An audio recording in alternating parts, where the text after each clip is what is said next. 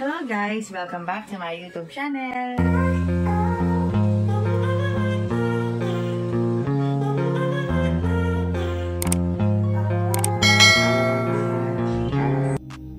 Las Pilipinas, pinataas na naman ang level ng ating bansa pagkatapos nilang talunin ang Australia nitong ABC Cup. Maganda ang line-up ng team na ito. Talagang sinalak nila ang mga magagaling. Number 1 setter talaga itong si Gia de Guzman. Pati nga si Cici Rondina at Angel Canino ay namangha sa kanya.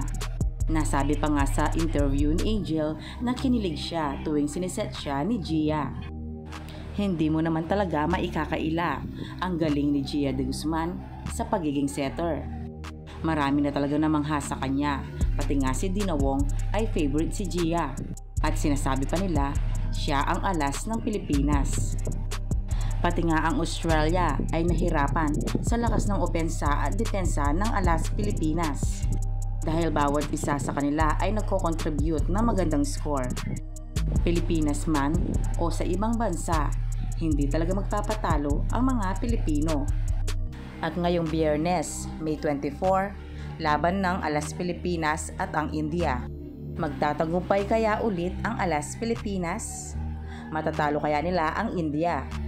Kaya abangan natin yan mamayang alas 7 ng gabi.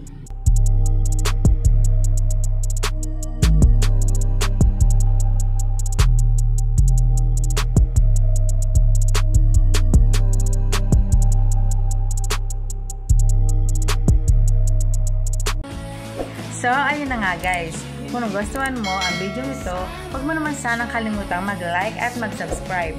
At pakipindutin mo na din ang notification bell para lagi kang updated sa aking mga videos. Thank you! Bye!